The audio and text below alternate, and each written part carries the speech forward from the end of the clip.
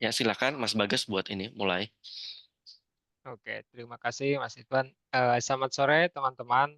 Thank you banget yang udah pada datang nih di hari libur gini, udah join webinarnya. Jadi seperti yang tadi udah dikasih tahu sama Mas Ridwan ya, topik kali ini sebenarnya membahas gimana cara kerja remote freelance, khususnya buat klien luar negeri. Sebenarnya ini yang part 2 ya, jadi sesi keduanya. Sesi pertamanya ada nanti poin-poinnya kita lihat lagi, terus recordingnya bisa dilihat lagi nanti di share sama Mas Ridwan. Ini sekilas saja profil saya, kurang lebih 5 tahun pengalaman di pengembangan aplikasi, terus saat ini sedang bekerja sebagai full stack developer di Digication. Terus untuk yang mau connect di LinkedIn atau di Twitter juga boleh untuk lihat experience dan profil saya lebih lanjut. Nah, ini topik webinar yang sesi sebelumnya ya, yang pertama. Eh, ini sebenarnya udah selesai, tapi ada recordingnya. Jadi nanti kalau yang mau bisa lihat lagi atau dengerin lagi juga bisa lihat recordingnya aja.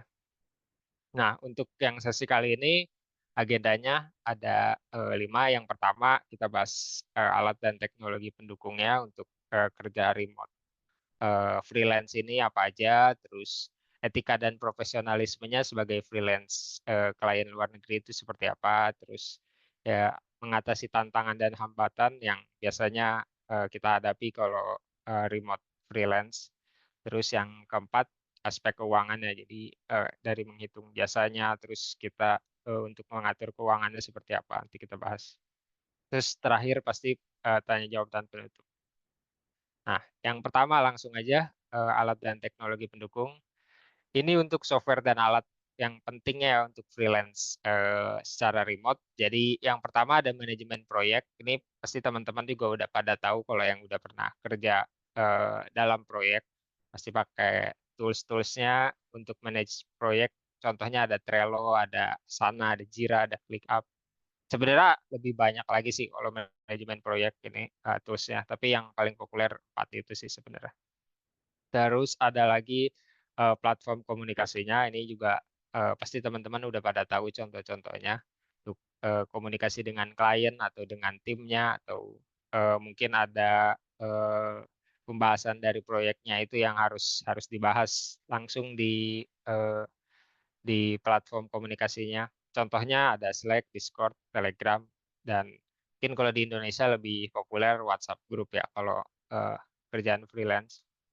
Terus ada Workspace, ini sebagai tools dasar biasanya kalau buat email, terus berbagi file, berbagi dokumen, berbagi spreadsheet, terus presentasi, dan dokumen-dokumen lainnya itu biasanya pakai Workspace. Bisa pakai yang Google atau Microsoft Office atau bisa juga pakai Lark, banyak sih sebenarnya untuk Workspace ini. Terus ada juga time tracking tools. Ini untuk karena kita kerjanya freelance dan pasti kan waktu pengerjaannya di proyeknya pasti harus di tracking juga untuk kepentingan invoice. Nah, ini bisa pakai Toggle atau Clockify. Dan biasanya tools time tracking tools juga udah bisa sekaligus dipakai sebagai manajemen proyek juga. Jadi bisa bisa mencatat progres tugas. Jadi nggak bisa 2 tools digantikan pakai time tracking tools ini. Nah, terus ada akuntansi app buat mengatur keuangan dan fakturnya. Ini biasanya kalau emang kliennya banyak sih. Mungkin yang teman-teman yang freelance-nya ikut sebagai agensi atau emang punya agensi sendiri ini bisa pakai app ini. Contohnya ada QuickBooks atau Wave. Nah, ini contohnya aja untuk Trello, salah satu yang manajemen proyek. Jadi di tiap tugasnya kita bisa bisa langsung lihat progresnya udah sampai mana, terus bisa komen-komen juga terkait tugas itu langsung, dan jadi pembahasan tiap tugas tuh bisa bisa spesifik gitu di tiket itu aja. Jadi nggak nggak nyampahin komunikasi platform tadi. Terus ini untuk platform komunikasinya, contohnya saya ambil Slack aja, jadi bisa buat komunikasi, terus channelnya bisa dipisah-pisah juga. Kalau yang sering pakai Discord juga pasti udah familiar ya sama channel-channel gini.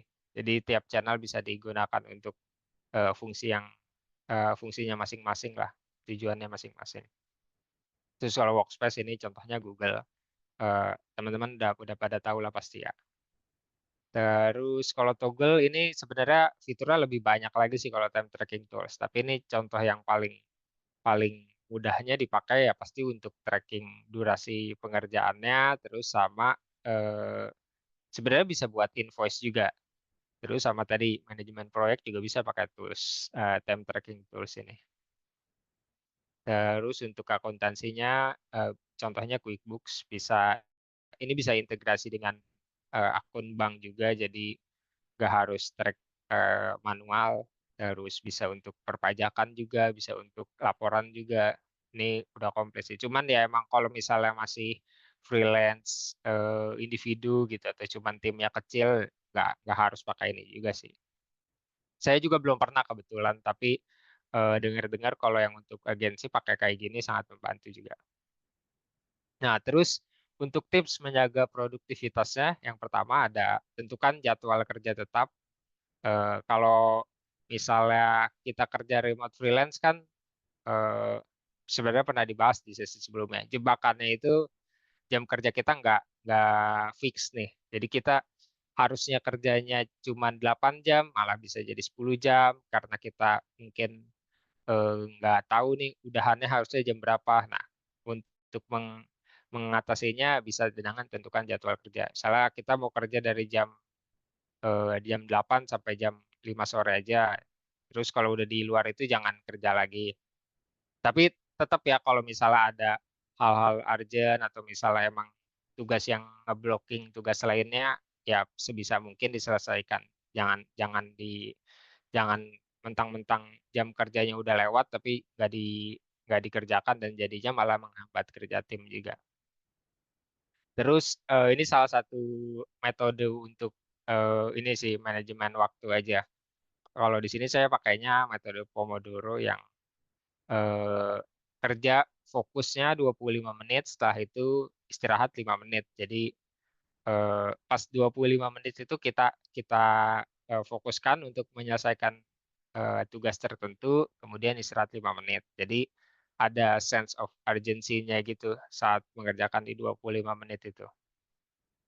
Terus buat daftar tugas ini bisa tadi manfaatin yang tools manajemen proyek tadi biar tiap hari kita jelas akan melakukan apa, terus yang akan dilakukan berikutnya apa.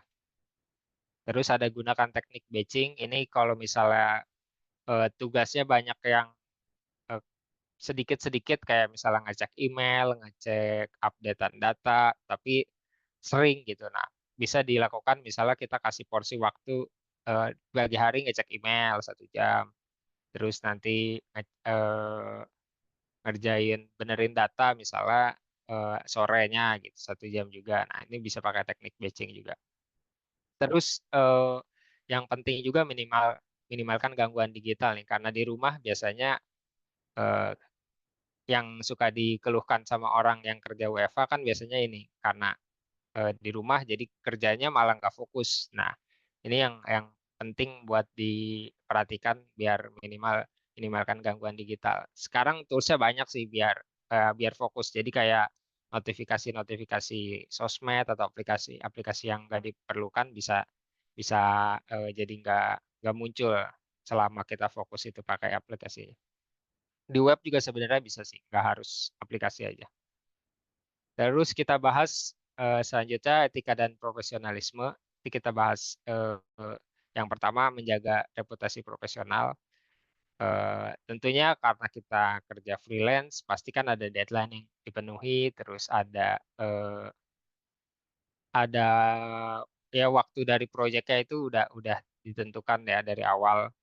Jadi sebisa mungkin kita tepati deadline-nya karena pasti si klien juga ada kebutuhan lain kan. Mungkin mereka mau langsung launching atau ada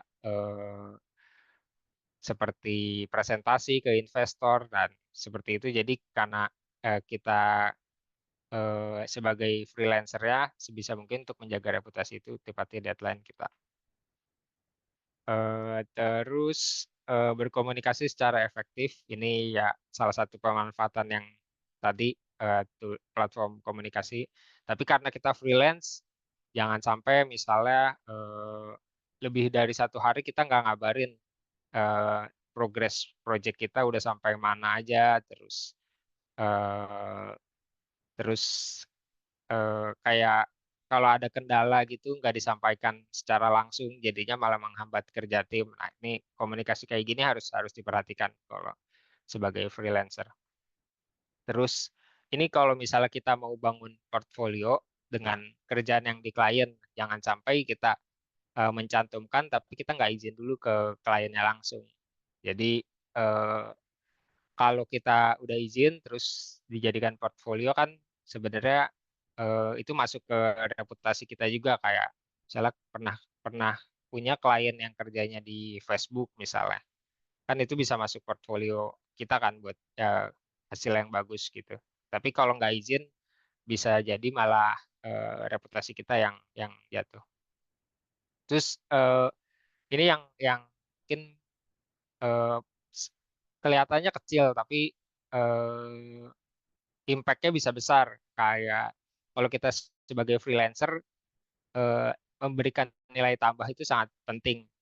Misalnya kalau kita ambil contoh lah, kalau misalnya kita ke toko baju, misalnya, terus si pedagangnya suka nanya-nanya kita, ininya eee, mau nyari baju yang seperti apa, warna kesukaan kita apa, terus penggunaannya buat apa, kayak gitu-gitu kan pasti, sebagai klien tuh, sebagai pembeli tuh kita kayak merasa, "Oh ini sangat profesional nih si penjualnya, eee, banyak nilai-nilai tambahnya." Nah, kita sebagai freelancer juga bisa pakai kayak gitu. Misalnya kita tanyain projeknya mau untuk apa aja, terus kegunaannya buat apa, terus, ya nilai-nilai tambah yang kayak gitu, sebenarnya bakal bakal bikin kita stand out sih dari freelancer lain. Terus kalau misalnya ada kerja yang harus sedikit lembur gitu, yang nggak menormalisasikan kerja lembur ya, tapi sesekali gitu kita tambahkan extra effort buat kerjaannya ya nggak ada salahnya juga. Bahkan nanti si kliennya bisa bisa punya, impression bagus terhadap kita juga dari hal itu. Terus untuk menyikapi feedback dan kritik, yang pertama pasti terima feedback-nya dengan positif, eee, jangan jangan denial gitu kalau ada feedback dari klien, terus, ditanggapi dengan kepala dingin lah, jangan jangan ada emosi juga.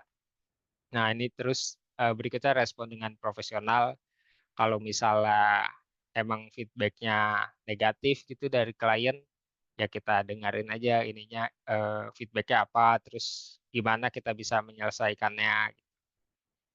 Atau gimana kita bisa improve selanjutnya, dan pasti setelah udah tahu tadi kita ambil tindakan korektifnya ya dari feedback-nya tadi. Jadi yang paling penting tadi jangan jangan denial gitu kalau emang ada feedback, karena feedback dari klien kan emang pasti hal yang terjadi kan, nggak semata-mata, mereka tiba-tiba ngasih feedback negatif ke kita karena emang nggak suka sama orang aja gitu misalnya.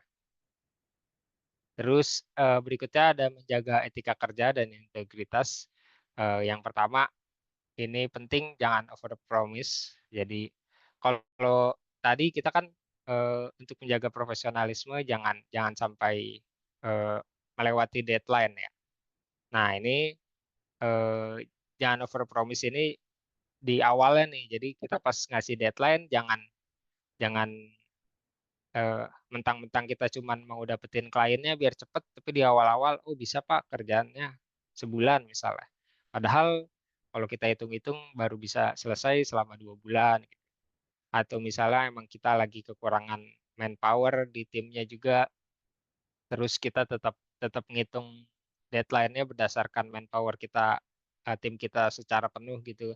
Jadinya entar, bakal bakal pengaruh juga ke depannya, kita ngerjain deadline-nya bakal keburu-buru dan hasilnya ya pasti nanti nggak optimal juga. Terus konsisten dalam kualitas ini juga penting. Jadi eh, konsisten dalam kualitas maksudnya kita kerjanya nggak kadang satu hari kerjanya cepet dan bagus, kadang jadi jelek. Kayak kalau misalnya kita lagi bad mood gitu atau misalnya ada masalah kehidupan pribadi, ini jangan jangan sampai pengaruh ke hasil kerjanya karena ya untuk tadi menjaga integritas kita sebagai freelancer pasti hasil kerjanya di expect secara konsisten kualitasnya juga nggak turun atau naik. Nah, terus ini yang penting juga tadi jaga privasi klien, misalnya ada informasi-informasi penting, misalnya biarpun kita eh, misalnya kliennya emang nggak ini ya, kita nggak dapet impresi yang bagus lah terhadap klien, tapi tetap sebisa mungkin jaga privasi klien. Dan kalau ada hal-hal negatif gitu, kalau bisa dibahasnya secara ya one on one aja lewat feedback tadi. Jadi nggak harus klien doang yang ngasih feedback ke kita. Terus untuk mengatasi tantangan dan hambatannya, yang pertama pasti kalau remote kan menghadapi rasa kesepian dan isolasi ya, karena kita banyak di rumah terus minim sosialisasi lah.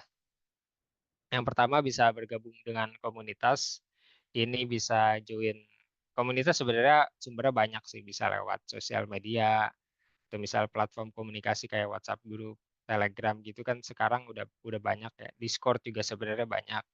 Nah, bisa coba join komunitas untuk mengurangi masalah ini. Terus juga bisa, misalnya kalau ada teman yang hobinya sama, bisa atur jadwal pertemuan virtual, bisa ngobrol-ngobrol aja, atau misalnya main game bareng, atau sharing ilmu terkait kerjaan, itu juga bisa. Terus ini yang terakhir ada keluar dari rumah, misalnya kalau emang penat di rumah, bisa cobain kerja dari cafe atau dari coworking space atau misalnya kerja ke rumah atau ke kosan temen yang emang kerja remote juga. Nah, ini juga bisa dicoba. Atau misalnya WFC bareng komunitas tadi jadi sekaligus keluar rumah, sekaligus join komunitas, nah itu juga bisa banget. Terus untuk mengatasi gangguan di rumah, kalau untuk kerja secara remote ya, yang pertama, kalau saya pribadi ciptakan ruang kerja khusus. Jadi kayak ada kotak khusus gitu di di rumah untuk eh, didesignasikan sebagai ruang kerja. Jadi nggak boleh eh, kita anggaplah kalau pas lagi di ruang kerja itu kita emang kayak lagi di kantor. Jadi jangan jangan kayak sambil sosmedan, jangan sambil main game, jangan tiduran gitu. Jadi kita anggap aja itu emang kayak lagi di kantor. Terus berikan batasan waktu untuk keluarga atau teman. Ini juga sama kayak tadi kan kita udah nentuin ruangnya, sekarang nentuin waktunya. Misalnya kita jam kerja yang kayak tadi jam 8 sampai jam 5. Sebisa mungkin di situ ya kita fokus kerja di waktu itu. Jadi kasih tahu juga ke keluarga atau teman kalau lagi jam segitu itu emang kita lagi kerja dan nggak bisa diganggu untuk masalah personal. Jadi karena kita sebagai lagi kerja gitu, ya jangan jangan diganggu untuk urusan lain gitu.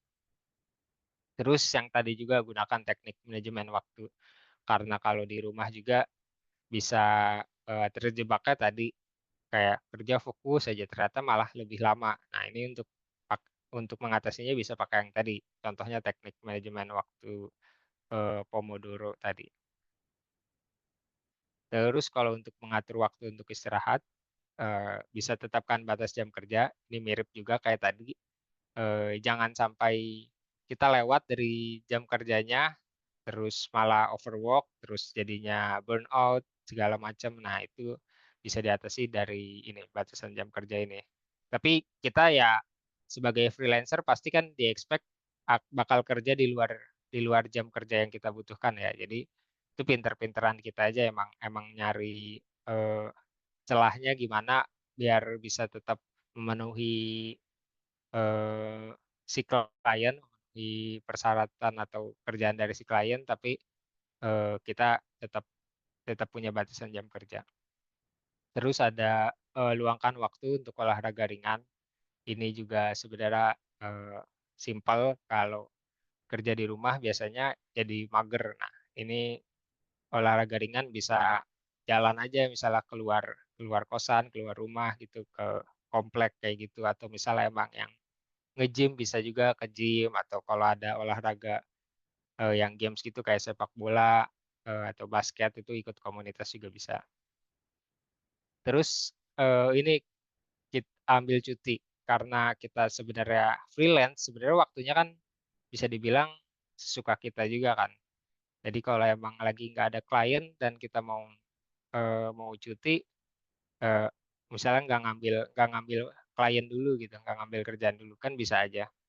Terus karena jangan mentang-mentang karena kita di rumah terus, jadi ngapain liburan emang setiap hari udah di rumah terus. Nah itu juga penting sih untuk ngambil cuti, misal liburan kemana. Nah terus ini untuk aspek keuangannya, eh, yang pertama eh, kita cari tahu untuk cara menetapkan harga jasa dan negosiasinya gimana dengan klien. Yang pertama pasti riset pasar. Kita cari dulu misalnya proyek tertentu itu bayarannya sekitar berapa, terus untuk pengalaman berapa tahun, terus untuk negara mana kliennya itu bisa di research dulu biar kita tahu pasarannya berapa. Terus ini tetapkan harga harga berdasarkan keahlian dan pengalaman karena ya tadi pasti kita udah research tapi kan hasil riset kita kan kita masih belum tahu nih sebenarnya cocok nggak dengan keahlian atau skill kita dengan profil kita. Nah ini kita ya pasti harus fair-fairan aja ininya berapa keahlian dan profil kita kira-kira udah segimana. Ini emang emang butuh skill juga sih kira-kira untuk mengukur Iya, bayinya keluar sejauh ya. mana keahlian kita. Serius. Nah, terus untuk negosiasi dengan percaya diri untuk dengan kliennya ya. Jadi pasti kita misalnya udah research, udah nentuin juga harga berdasarkan keahlian kita, tapi ternyata pas negosiasi kita nggak pede nih, minta bayarannya segini. Terus ya pasti kalau negosiasi kan emang sebenarnya kayak ngadu kepercayaan diri antara klien dengan si kitanya sebagai freelancer. Jadi ya harus percaya diri aja biar kita tahu emang emang kita tuh pantas untuk dibayar segitu. Terus juga untuk negosiasi juga sebisa mungkin ya pasti tetap fleksibel kalau emang harganya bisa diturunkan sesuai batas yang emang kita kita toleransi aja. Terus hitung biaya tambahan juga karena kita jadi freelancer pasti kan eh, kayak banyak tambahan tambahan yang di luar lah kayak asuransi kita nggak ada, terus juga pajak kita harus bayar sendiri, terus kayak biaya listrik di rumah, terus biaya internet kayak gitu-gitu kan harus kita hitung juga pengaruh ke harga jasa kita nanti bagaimana. Terus kalau misalnya ada tools atau aplikasi yang kita harus subscribe atau emang beli, nah itu juga bisa dimasukin ke biaya tambahan ini. Nah, untuk menghitungnya, eh, nah yang pertama bisa mulai dari gaji bulanan. Kalau ini kalau untuk pertama kali ya, dan emang sedang bekerja full time atau misal sebelumnya bekerja full time, bisa menghitung dari tarif per jam full time terus ditambahkan pengali 20 sampai 50%. Ini untuk yang tadi biaya tambahan tadi. Terus pertimbangkan biaya tambahan untuk pekerjaannya. Misalnya kita pekerjaannya bikin web gitu, harus harus di launch webnya. Itu kan pasti kita harus ngitung juga biaya servernya berapa. Terus kalau misalnya ada library yang ternyata harus pakai premium itu jadi berapa. Nah, itu kita hitung juga biaya-biaya tambahan untuk khusus untuk pekerjaannya itu ya. Terus baru sesuaikan tarif dengan jenis proyek dan harga pasar tadi. Ini contoh aja cara ngitungnya. Yang pertama, kalau untuk ngitung tarif per jam, pasti gaji bulanan dibagi total jam kerja bulanan. Ya, terus ini juga kita ambil contoh, misalnya gaji bulanannya 15 juta per bulan, terus sebulan kita kerja full time itu biasanya 4 minggu ya dihitung ya. Jadi 164 jam, kan seminggu kerja 40 jam ya. Jadi kita dapat misalnya 93.000 sekian per jamnya. Nah, untuk yang freelance karena tadi kita banyak banyak tambahan lain yang di luar kerjaan juga bisa kita tambahkan beberapa persen yang tadi 20 sampai 50. Ini contohnya 30% aja sih. Terus jadinya 120.000 sekian juga. Nah, kalau part time kan biasanya kita kerja sama klien kan ada komitmennya. Kalau komitmen part time itu 20 jam per minggu. Ada lagi misalnya yang full time 40 jam per minggu. Atau misalnya emang komitmennya dihitung per jam kerja aja. Jadi yang ini harus pakai tracking tools tadi sih yang eh, software-software buat tracking waktu pengerjaan juga. Terus kalau untuk part time berarti per jam tadi ya tarif per jam terus dikali 20. Jadi seminggu itu 2 jam 2.400.000 sekian. Dan kalau misalnya proyeknya secara estimasi kita ternyata 4 minggu baru selesai ya tinggal dikali 4 aja jadi. Ngitungnya kurang lebih seperti ini, jadi disesuaikan aja dengan gaji bulanan teman-teman, terus faktor pengalinya teman-teman kira-kira bakal butuh pengeluaran apa, terus juga komitmen kerjanya eh, yang bagaimana, yang tadi 20 atau 40 jam atau per jam hitungannya, terus baru dihitung dengan estimasi waktu pengerjaannya berapa lama. Nah, terus untuk mengelola pendapatan dan keuangannya, yang pertama tadi sisihkan untuk pajak. Karena tadi kita ngitungnya udah untuk pajak, tiap dapat income jangan langsung dipakai semua. Jadi harus disisihkan untuk pajaknya. Dan biasanya pajaknya emang kalau freelancer lebih enak dibayar tahunan. Jadi kita emang harus nyisihin dulu dari tiap income, tiap dapat proyek itu harus kita sisihkan.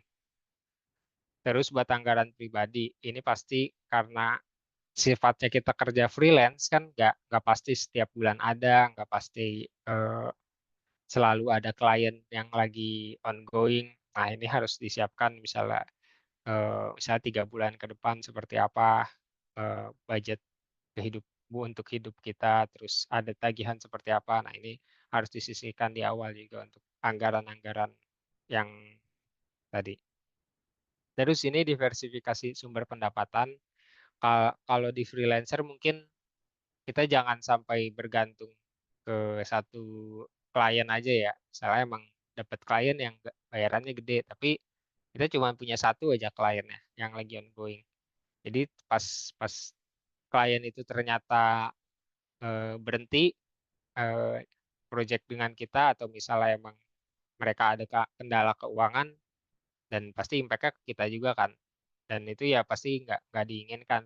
Tapi untuk mengatasinya ya pasti harus diversifikasi. Jadi bisa beberapa proyek di satu waktu atau misalnya ya tadi kita sisihkan anggaran untuk dapatkan sumber pendapatannya di lain. Misalnya kalau ada yang main saham boleh juga di situ atau reksadana atau emang eh, obligasi kayak gitu-gitu. Jadi jangan jangan cuman bergantung ke satu klien aja. Karena untuk kerjaan freelance itu eh, riskannya lebih resiko untuk berhentinya kan lebih lebih mudah ya dibanding kerja full time yang harus ada hukum-hukumnya. Tapi kalau freelance bisa aja sewaktu-waktu tiba-tiba kliennya berhenti nge-hire kita. Nah, ini sangat penting jadinya harus diperhatikan.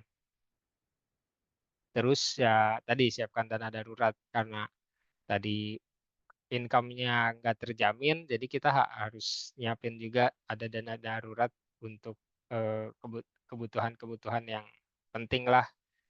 Misalnya kita untuk kalau lagi sakit, terus kalau emang dalam jangka waktu yang panjang kita nggak bisa dapat freelance, tapi kita ada tagihan bulanan kayak cicilan apa gitu, cicilan kartu kredit atau cicilan mobil atau bayar rumah. Nah, ini harus disiapkan juga dana daruratnya. Karena ya tadi freelance jaminannya lebih sedikit sebagai dibandingkan kerja full time. Jadi kita harus siapkan dana-dana darurat seperti ini. Jadi itu aja untuk pembawaan materinya untuk sesi kali ini. Silakan teman-teman yang mau tanya jawab.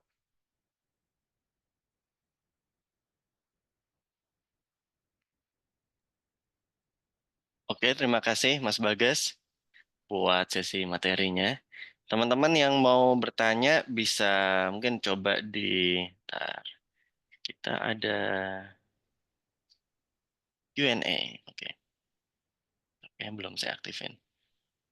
Oke, teman-teman nanti bisa lihat di bagian navigasinya, tombol navigasinya itu ada ini Q&A. Nah, itu bisa masukin pertanyaan di situ ya teman-teman ya.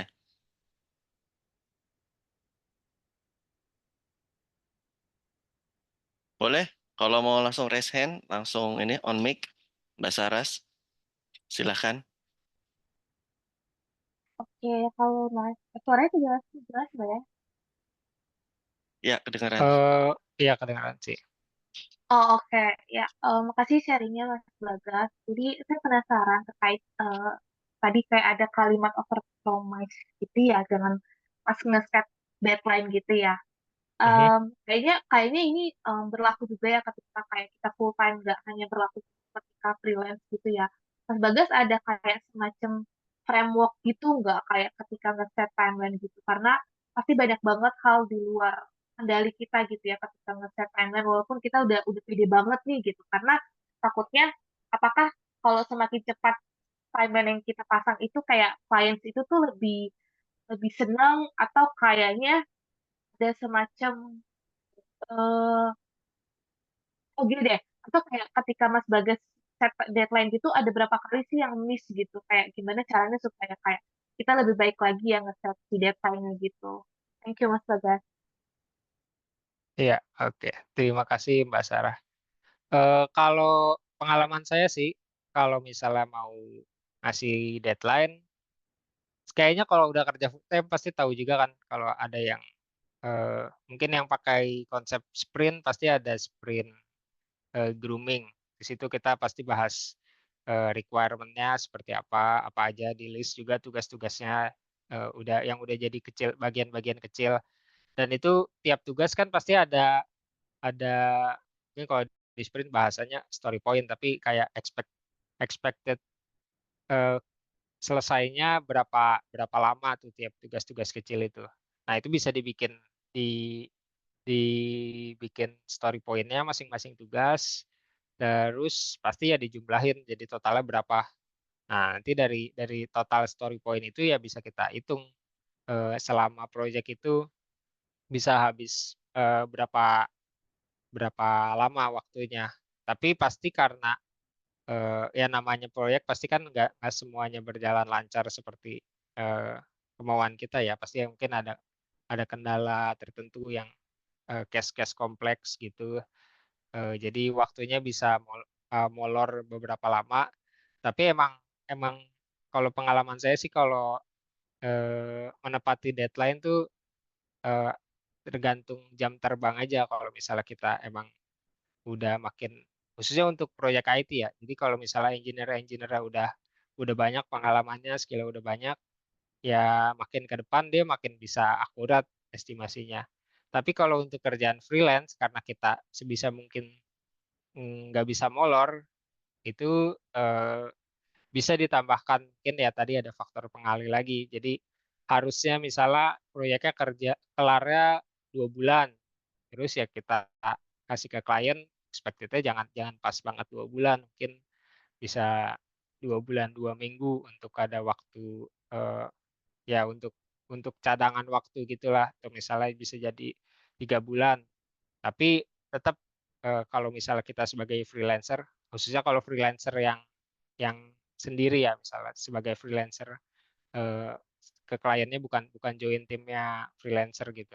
Bukan join timnya si klien. Jadi bisa bisa juga kita pakai yang waktu tadi cadangan, tapi kita tetap kelarinnya sesuai deadline yang di kita udah ketahui. Misalnya tadi kan 2 bulan ya, kita kasih ke kliennya 3 bulan. Nah, ternyata bisa kita selesaikan 2 bulan nih, nggak harus 3 bulan seperti yang ditargetkan ke klien. Ya itu bisa juga dikerjain selama 2 bulan aja. Justru kalau kayak gini, jadi kita ada triknya gitu sih. Jadi kalau kayak gini kan kelihatan sama kliennya kan jadi kayak, oh ternyata kerjanya lebih cepat nih dibandingkan deadline-nya. Itu justru bisa jadi nilai plus buat buat kita ke si klien. Kayak gitu sih kalau pengalaman saya. Gitu, Mas Sarah. Oke, makasih Mas Bagas. Gimana Mbak Saras? Udah oke Oh, udah, jawabannya? oke. Udah, terima kasih banyak. Ini mungkin bisa masuk ke Mas Muklis dulu nih, udah resen tadi juga bareng Mbak Saras. Oke, makasih Mas Ridwan. Halo Mas Bagas, salam kenal, selamat sore. Sore, Em, Mas Ivan. Mas ya, Muklis. eh, ada yang pengen saya tanyakan. Ini ada 3 pertanyaan sih. Yang pertama itu terkait dengan mengatur manajemen penggunaan sosial media gitu loh, Mas. Kan kita itu bekerja kan dituntut untuk bersaling komunikasi antar klien gitu kan. Nah, eh, bagaimana Mas Bagas itu manajemen supaya tidak lari kemana-mana gitu kan? Tadi kan di apa di slide tadi kan handphone Mhm. sejauh mungkin kita hindarkan. Nah, kita kan otomatis alat komunikasi kita kan menggunakan laptop. Gitu kan ada WhatsApp Manager, ada WhatsApp Messenger, ada Telegram, ada Discord dan lain sebagainya. Itu kan untuk alat komunikasi ke klien. Nah, eh, terkadang-kadang kita tuh selalu wah ini pengen buka yang lain, pengen buka yang lain. Jadinya kita nggak fokus ke kerjaan itu bagaimana Mas Bagas untuk manajemennya seperti itu. Terus yang kedua terkait dengan harga ini Mas. Eh yang saya lihat di beberapa platform di apa namanya di freelance seperti itu kebanyakan eh pengen netapin harga tuh mikir-mikir karena kadang tuh kita menetapkan harga tuh downgrade banget karena saingannya sama orang India. India itu kan misal engineer India itu kan selalu netapin harga itu paling paling sangat-sangat murah gitu. Jadinya kita juga bingung bagaimana nih cara supaya kita itu tetap berkualiti harganya, kemudian bisa di hire juga gitu. Itu yang kedua. Terus yang ketiga ini terkait dengan eh apa ya tadi ya?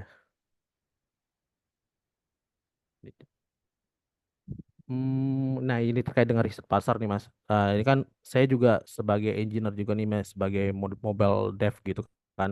Nah kira-kira eh, selama Mas Bagas menjadi freelance itu, apakah mobile dev itu banyak gak sih yang dibutuhkan di freelance seperti itu? Itu sih Mas yang pengen saya tanyakan.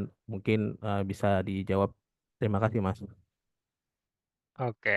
Eh, Oke, thank you pertanyaannya Mas Muklis. Yang pertama tadi soal pertama itu yang Manajemen soal waktu atau sosial bayaran. media, sosial Oh media. iya. Nah, Mm-mm. kalau misalnya komunikasinya via handphone, sebenarnya sekarang udah banyak aplikasinya. Jadi aplikasi untuk fokus. Jadi bukan bukan kayak mode silent gitu ya. Jadi ada aplikasinya dinyalain. Nanti kita bisa bisa ngasih exception buat aplikasi-aplikasi mana aja yang notifikasinya tetap muncul.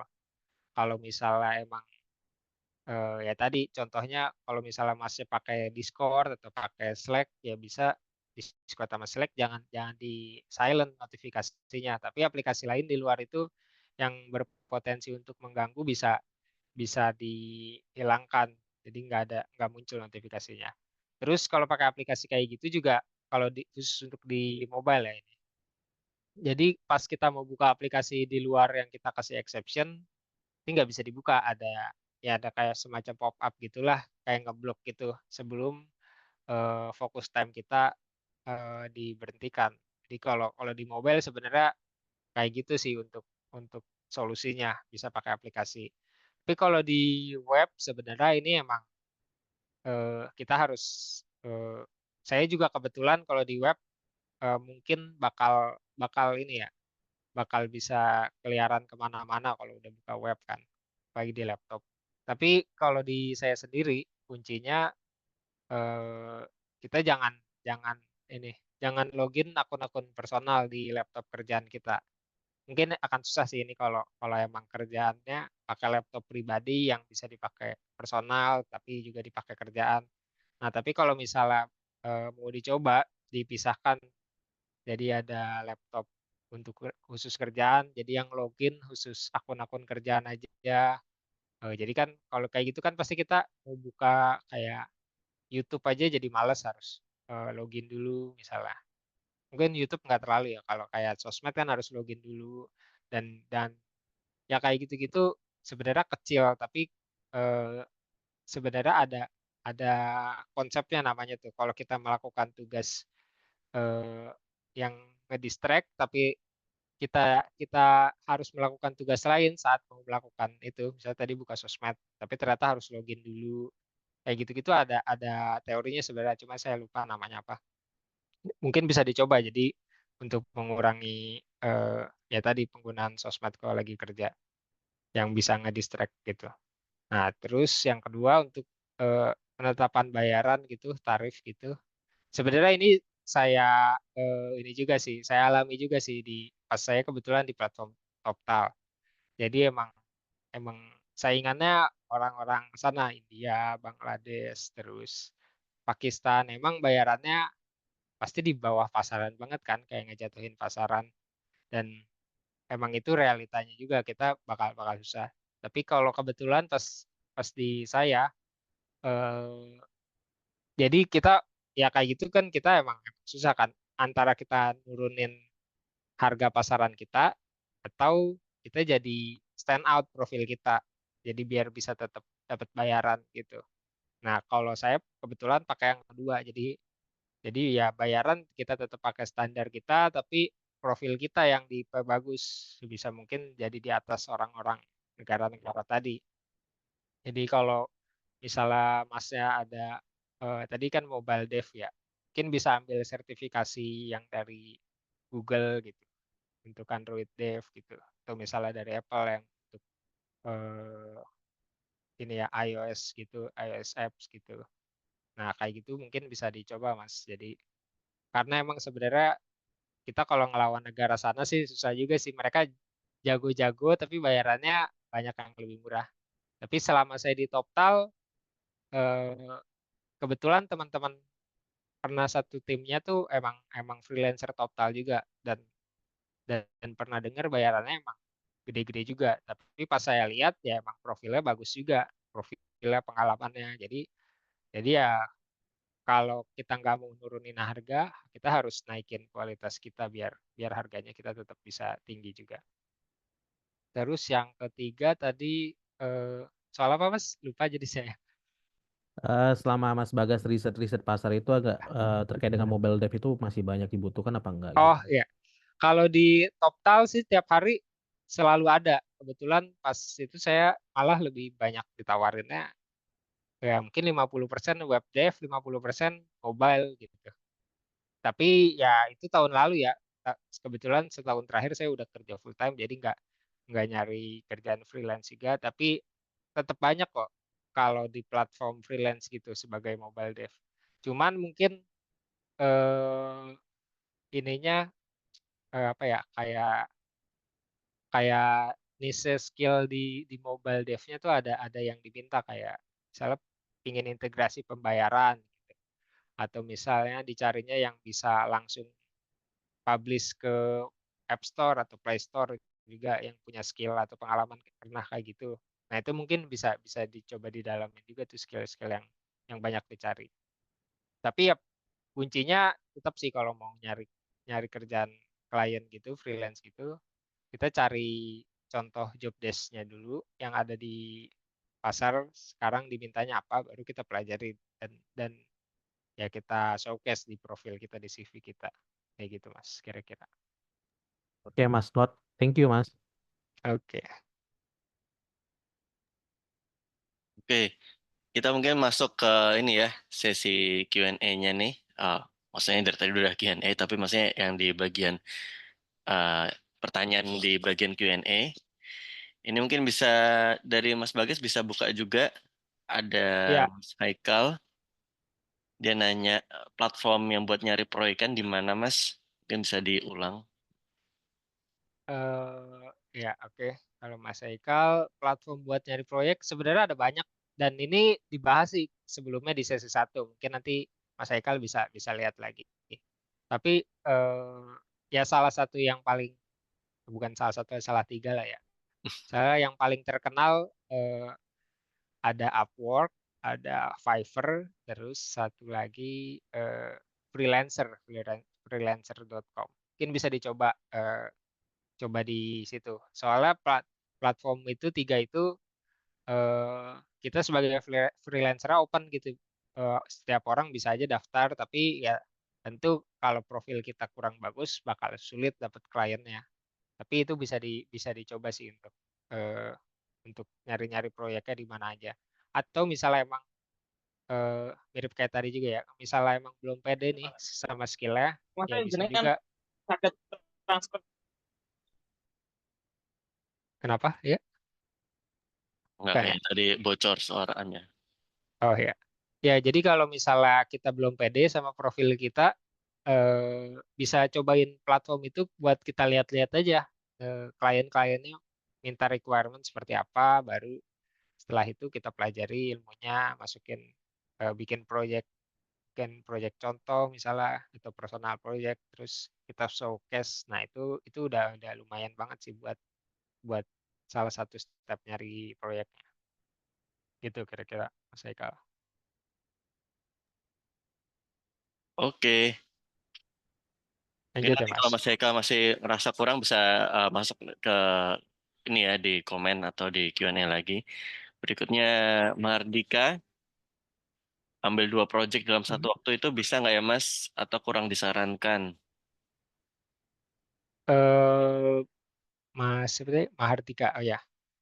Bisa banget sih. Tadi makanya ada bahasan kita komitmen dengan kliennya mau yang 20 jam seminggu atau misalnya komitmen full time 40 jam seminggu atau misalnya mau komitmennya hitungan per jam gitu. Jadi bisa aja seminggu cuman kerja 5 jam.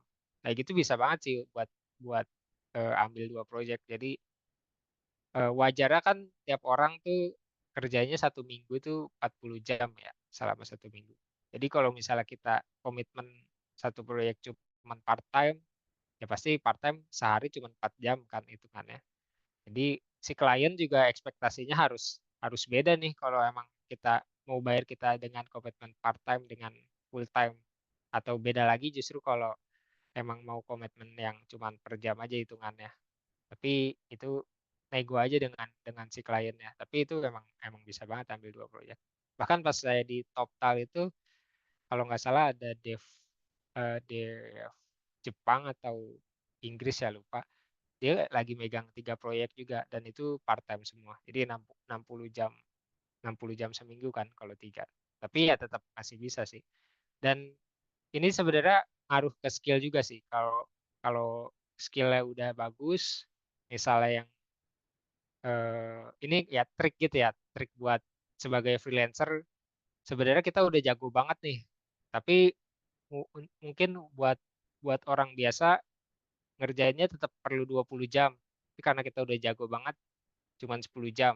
Nah, itu eh, bisa buat kita ambil multi proyek di 1 minggu. Tapi ya itu tadi emang harus jago. Jadi kita emang harus efisien juga ngerjain tugas-tugasnya.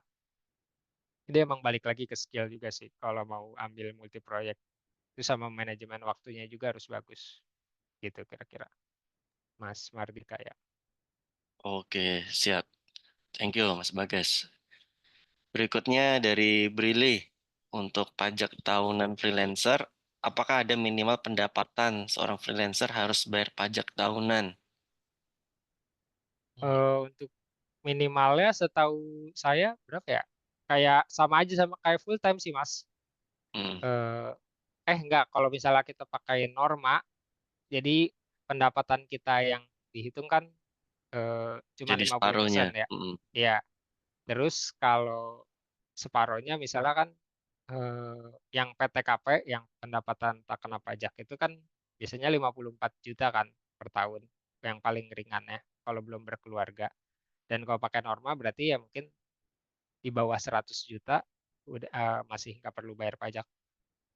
Dan di 100 juta itu setengahnya kan 50 juta, berarti udah di bawah 54 juta yang tadi PTKP tadi. Jadi nggak harus bayar pajak gitu. Berarti minimalnya kurang lebih 108 juta. Tapi ya mungkin harus harus konsultasi juga. Cuman setahu saya segitu ya. Ya, benar. Kalau buat freelance biasanya ada normanya. Sebenarnya kalau di finansiologi itu setiap awal tahun sekitar bulan Januari, Februari, biasanya kita ngadain ini apa webinar terkait pajak sih Mas, dan spesifik buat para freelancer dan influencer yang mana penghasilannya nggak tetap. Nah, itu nanti biasanya ada ininya, SMI-nya, subject matter expert, ada expertnya yang bahas terkait perpajakan freelance.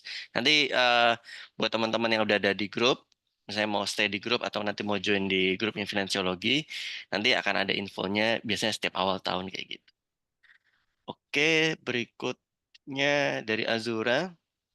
Ada tips nggak untuk cari proyek dengan bidang IT yang spesifik tools tertentu yang kurang populer dan demand-nya kurang? Contohnya apa nih? QA automation, RPA developer, atau web dev dan mobile dev. Oh, yang selain ya. Mhm.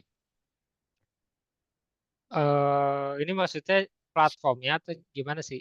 Cuman kalau kalau di Toptal ya, yang pas saya platform tempat saya join, itu ada juga QA automation juga ada lumayan sih. Mungkin nggak sebanyak developer gitu ya, nggak sebanyak engineer, tapi ada lumayan dan mungkin ya 3 hari sekali kalau nggak salah saya pernah lihat ada juga RPA developer di platform Total juga ada, cuman itu lebih lebih jarang lagi dan pasti karena sedikit juga ininya jobnya pasti rebutannya lebih saingannya lebih susah kan. Tapi ya tipsnya pasti kita kalau mau nyari proyek cobain join banyak platform aja, jangan cuman fokus di satu platform.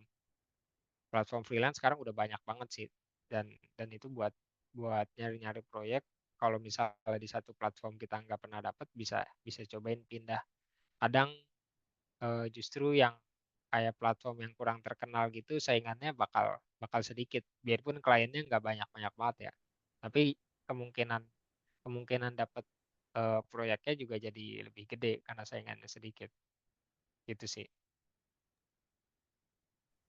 Oke, oke. Top. Jadi sebenarnya jangan berputus asa kalau misalnya di satu platform nggak dapat-dapat. Siapa tahu rezekinya ada di platform lain gitu ya. Iya, betul. Atau mungkin kalau udah spesifik gitu, coba join komunitas. Komunitas kadang saingannya bakal sedikit banget, Hmm. karena yang tahu cuma sedikit doang. Siap, siap.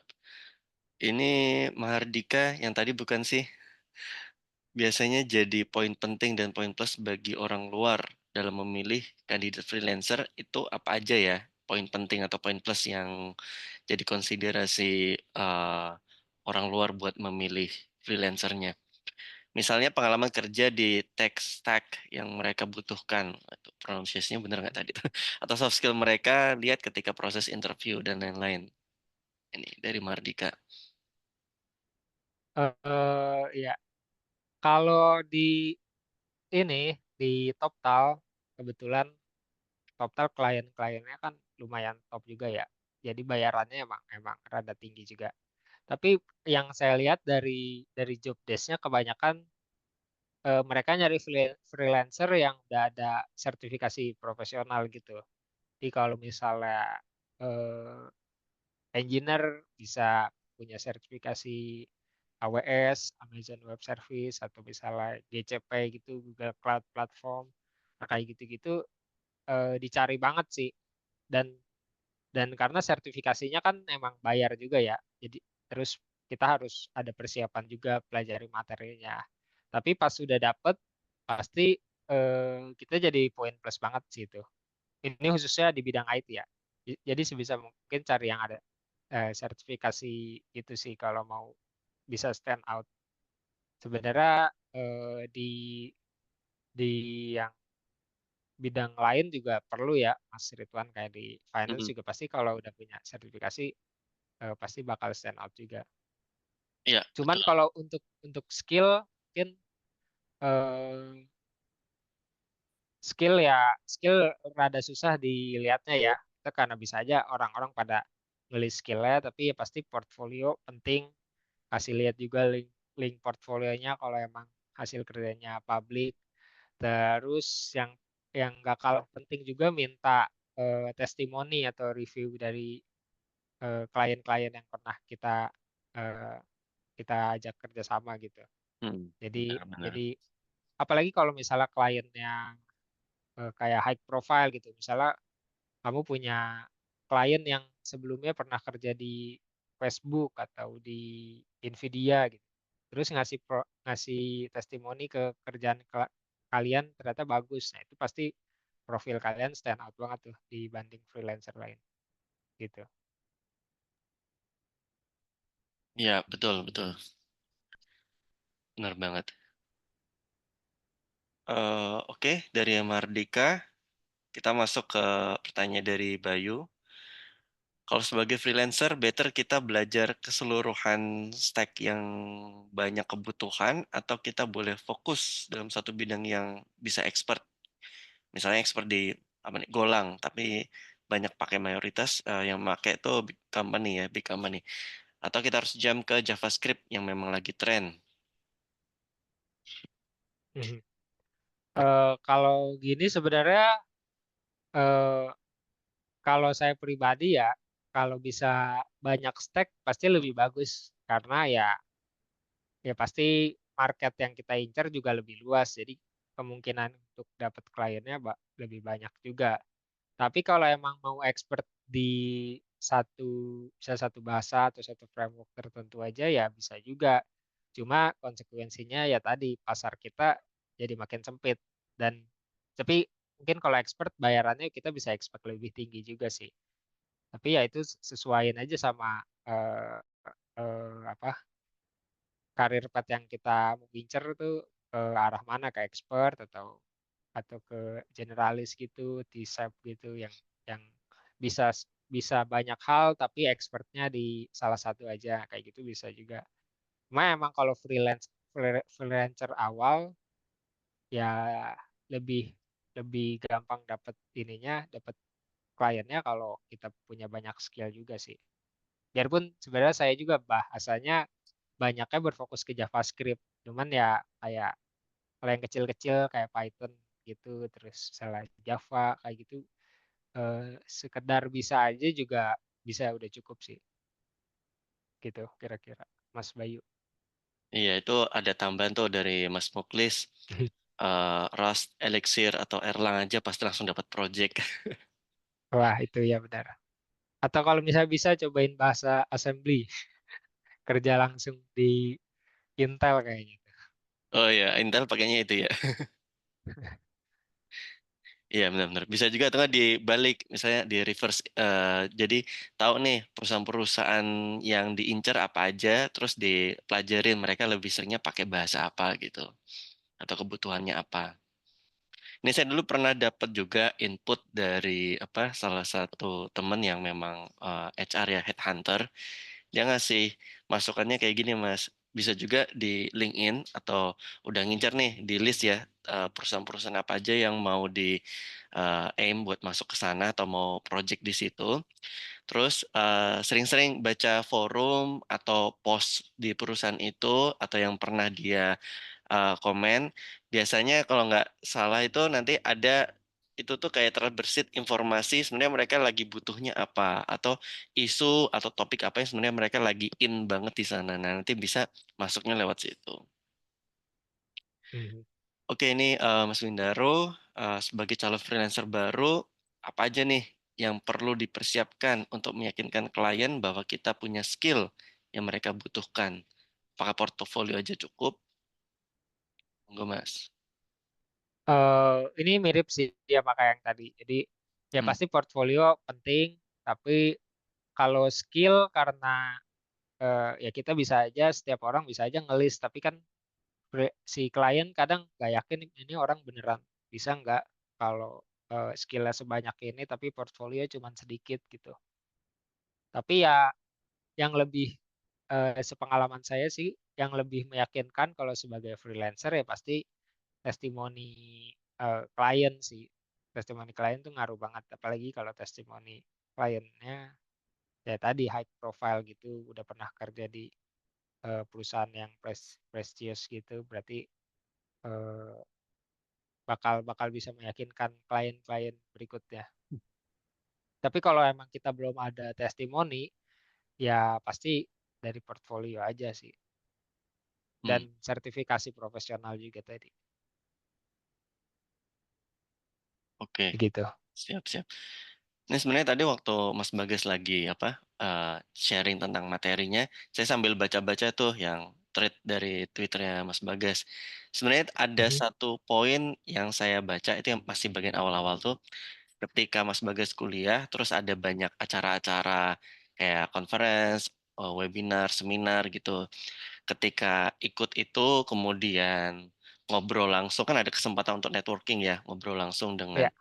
pembicara atau misalnya kebetulan di situ ada sesama apa partisipannya, misalnya tahu kalau dia kerja di mana atau role-nya apa gitu, bisa diajak kenalan. Itu mungkin bisa juga jadi ajang networking dan siapa tahu apa ya, jodoh buat kerjaan juga kali di situ kali ya Mas ya. Sebenarnya bisa juga. Mhm.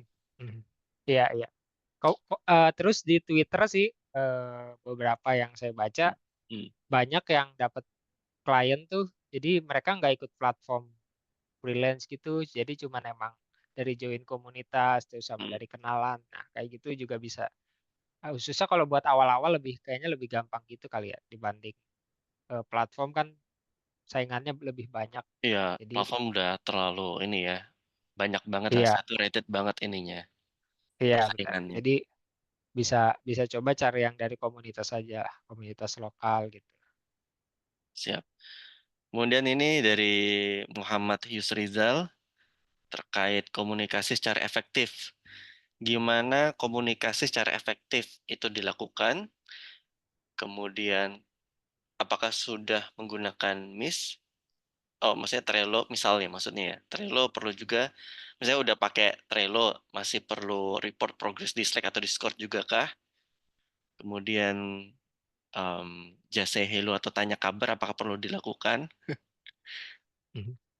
Eh, Oke, yang pertama komunikasi secara efektif. Kalau di TopTal kebetulan ada, eh, saya pernah ikut di TopTal ada seminar gitu, kadang tiap bulan ada dibahas dan poin-poin untuk komunikasi efektif itu sebisa mungkin kita udah ngasih informasi yang kemungkinan akan ditanya sama si klien. Jadi eh, pas kita ngasih report gitu, report harian, sebisa mungkin kita jabarin aja semua yang kemungkinan si kliennya akan tanyakan. Jadi dibikin biar biar report kita tuh sama klien nggak bakal ditanya balik karena saking udah lengkapnya. Nah, dibikin kayak gitu. Itu salah satu ininya sih tipsnya. Terus nggak tahu ya mungkin masing-masing negara kliennya juga beda kali ya. Tapi kalau pas itu saya klien US yang nggak perlu saya hello kayak gitu nggak terlalu perlu juga sih. Mungkin bahasa-basi kayak gitu bisa pas kalau meeting aja. Tapi kalau di komunikasi secara chat bahasa-basinya nggak perlu-perlu juga. Lebih penting ke ya tadi itu report progresnya terus eh, ya report harian, terus kalau ada kendala kayak gimana, yang perlu dibahas apa aja. Nah, terus kalau yang buat nomor dua, kalau udah menggunakan Trello gitu, perlu report progress juga atau enggak. Kalau sebagai freelancer sih, saya saraninnya pakai juga ya, karena klien lebih, apa ya, mungkin kalau freelancer lebih sukanya kayak disuapin gitu, jadi semua informasinya udah kita kasih sajin gitu, terus mereka tinggal baca sekali aja kan. Pasti mereka sebagai klien juga ada kerjaan lain juga. Jadi nggak bakal ada waktu untuk ngecek Trello masing-masing ininya seperti apa. Tapi eh, kalau mau dibikin runtut, jadi dijadiin report progress aja. Jadi mereka tinggal baca satu post tiap harinya udah selesai. Tapi kalau detail pasti mereka bisa ngecek juga ke Trello. Tapi kalau kayak Trello mungkin lebih sifatnya bisa nge-track masing-masing tugas selesainya kapan, progresnya kapan aja, jam berapa, kayak gitu. Tapi kalau report progres harian tetap tetap bisa via Slack atau Discord aja biar biar kliennya nggak repot juga. Dan itu jadi nilai plus juga kebetulan. Gitu Mas Rizal. Oke, Mas Yusri Rizal, udah oke? Ya, terima kasih Mas. Siap, sama-sama. Ini terakhir dari ini jangan-jangan Mas Iqbal ini, Akoba nih. Seberapa pengaruh sertifikasi waktu reach out ke klien dan apa ada rekomendasi sertifikasi untuk full stack developer? eh iya, kalau di lagi-lagi di TopTal ya, karena pengalaman freelance saya banyak kan di TopTal. Itu kalau emang job description-nya diminta eh, punya sertifikasi profesional, pasti itu pengaruh banget. Kalau kita nggak punya, nggak bakal dapet sih. Tapi beberapa beberapa job yang nggak harus punya sertifikasi, pasti pas kita punya sertifikasi ya ya jadi nilai plus banget kan karena kita udah ada sertifikasinya. Tapi terus kalau nomor dua untuk rekomendasi sertifikasinya untuk full stack ya khususnya. Nah ini kalau sepengalaman saya justru eh, sertifikasi di bahasa pemrogramannya tuh jarang di jarang diminta. Misalnya kayak eh, saya juga nggak tahu sih kebetulan sertifikasi JavaScript gitu yang profesional ngambilnya di mana gitu. Tapi yang diminta seringnya ya sertifikasi dari cloud platform tadi, bisa AWS, Amazon Web Service, kan sertifikasinya ada yang khusus developer juga, mungkin bisa ambil yang itu. Ada developer associate kalau nggak salah. Terus ada juga solution architect misalnya. Nah, bisa ambil yang kayak gitu. Tapi kalau misalnya dari cloud platform selain dari cloud platform AWS ya bisa cobain yang lain juga kayak GCP yang dari Google atau Microsoft Azure. Nah, yang banyak dicari sih tiga itu sih kalau sepengalaman saya. Dan emang itu sertifikasi profesional kan, ada masa berlakunya, terus tesnya juga beneran dijaga banget gitu, nggak boleh curang. Beda dengan kayak sertifikat yang dapat dari sorry, sertifikat yang dari eh, course gitu kayak Udemy, kayak Coursera gitu nggak pernah ada yang require sih. Itu mungkin ya nilai plus aja tapi nggak sebagai persyaratan dan pasti nilainya juga lebih kecil dibanding kayak sertifikasi profesional tadi. Gitu. Oke, ini ada tambahan dari Mas Muklis. Kalau sertifikat dari HackerRank itu gimana? Itu bisa sih kayaknya. Cuman mungkin kalau kalau untuk kerja full time ya lebih bagusnya. Karena kalau sebagai kerja freelance, klien tuh nyarinya langsung yang ngasih sertifikat yang ngasih value gitu. Kalau project kan dalam satu proyek misalnya kita bisa bisa setup CI/CD gitu. Kalau sebagai developer ya bisa setup CI/CD sendiri. Itu kan lebih lebih ngasih value kan dibanding sertifikat HackerRank gitu.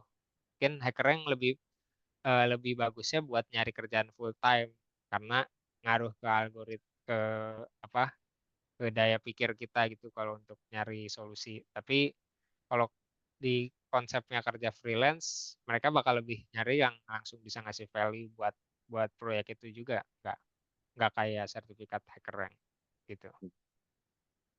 Kan kalau di Twitter, Mas Bagas kadang-kadang suka nge-share ini nih, beasiswa buat apa Udemy. Hmm. Sama kayaknya ada beberapa topik di thread-nya tuh yang bahas tentang Coursera ya. Kalau Iya. misalnya kayak di Udemy atau Coursera gitu kan mereka juga banyak tuh sertifikatnya dari berbagai ini Mhm. ya institusi ya. Ada nggak yang recommended nih Mas buat yang baru mau masuk misalnya belajar terkait software engineering atau misalnya bahasa pemrograman apa gitu yang kira-kira bakal berguna buat freelance atau buat nyari kerjaan tetap gitu? Eh, Kalau saya sih terakhir lihat ada yang bagus dari Meta. Jadi front end development tapi dari Meta. Jadi mungkin Hmm. sertifikatnya ada logo Metanya juga ya. Hmm. Dan itu setahu saya harusnya bayar juga kalau di Coursera. Mungkin yang lebih bagus sih di Coursera karena emang banyak kerjasama langsung dengan institusi atau organisasinya kayak Meta atau dengan universitas apa gitu. Kalau Udemy kayaknya lebih bagusnya buat ini aja sih, buat belajar aja sih. Buat Sertifikatnya ya, lebih ke skill improvement aja ya. ya mungkin sertifikatnya bagus kalau untuk sebagai fresh graduate yang nyari kerjaan awal-awal buat Hmm. buat bedain dibanding fresh graduate yang lain. Tapi kalau udah ranah profesional gitu, course Udemy udah sebenarnya udah nggak terlalu ngaruh sih. Hmm. Ini ada pertanyaan satu lagi deh nih, terakhir burning question ya. Habis ini kita udahan, biar nanti recordingnya nggak terlalu berat juga. Mhm. Dari Rio, apakah pernah ada pengalaman gatekeep soal usia bekerja di kerjaan remote? Kayaknya enggak. Apakah pernah bekerja dengan anggota tim yang usianya 40-50 tahunan? Gitu. Kalau kerja remote abroad, abroad ya maksudnya yang dengan klien luar negeri gitu, nggak ada sih. Malah saya pernah pas di Toptal satu tim dengan kayaknya udah bapak-bapak di atas 40-an semua. Terus ada juga DevOps, orang Spanyol, kayaknya dia mungkin di atas 50-an sih kayaknya. Soalnya pas ngoding itu katanya dia sebagai DevOps gitu, dia nggak pernah pakai UI base, jadi pakainya Linux full terminal 4 window gitu. Dan ya contohnya kayak gitu aja sih. Maksudnya dia nggak pernah sampai pakai UI base berarti umurnya udah berapa kan? Pasti udah pakai PC udah dari zaman mungkin sebelum Windows 98 ada mungkin. Dan itu ya masih dapat eh, klien yang bayarannya juga cukup tinggi. Jadi emang emang nggak ada sih kalau di luar. Nggak kayak yang ramai di Indonesia tuh. 25 tahun udah nggak bisa kerja. Itu agak aneh sih ya. Apa kayak cuman di negara kita doang ya kayak gitu ya? Iya begitu Mas.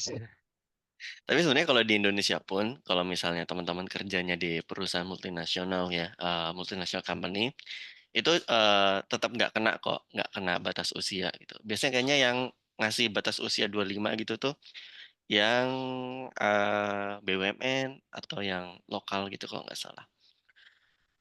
Oke teman-teman, Iya. terima kasih banyak yang udah aktif ya dengerin dari awal sampai sesi tanya jawab ini. Terlebih terima kasih banyak Mas Bagas buat sharingnya dan udah meladeni tanya jawabnya dari kami. Ya sebelum itu, bentar nih saya recordingnya saya stop dulu.